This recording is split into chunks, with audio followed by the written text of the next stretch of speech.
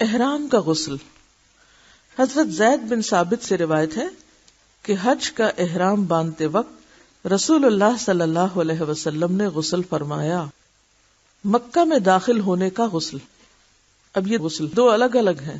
ایک تو یہ ہے کہ آپ گھر سے نکل رہے ہیں یا آپ جہاں سے احرام باندھ رہے ہیں، جیسے مدینہ سے مکہ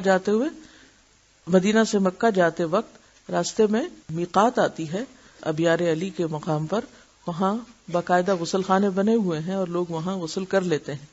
لیکن اگر آپ گھر سے بھی اس نیت سے کر کے نکلیں تو بھی درست ہے، کیونکہ بعض اوقات پبلک ٹوائلٹس میں موقع نہیں بھی ملتا وہاں.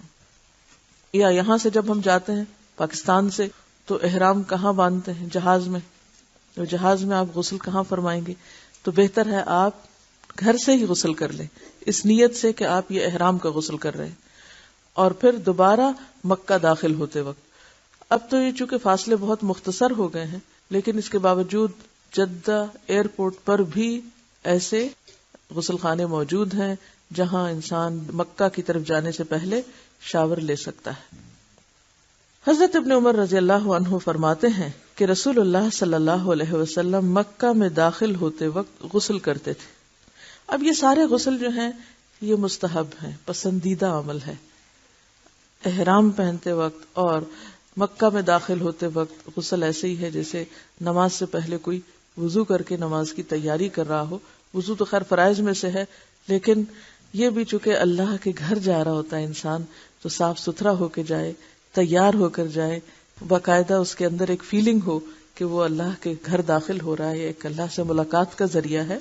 تو اس میں جسمانی صحت اور صفائی اور ستھرائی جو ہے وہ روحانی صحت پر اثر انداز ہوتی ہے. تو یہ سارا جو غسل کا جتنا بھی بیان تھا، اس میں ایک بات بہت اچھی طرح واضح ہو گئی کہ فرض کے درجے کا غسل جو ہے وہ ناپاکی سے پاک ہونے کا ہی ہے، اور بس. باقی جو غسل ہیں وہ مستحب میں ہے، مستحبات میں سے ہیں، جن میں سے سب سے اہم غسل جمعے کا غسل ہے، جس کو بعض علماء واجب کے درجے پر رکھتے ہیں.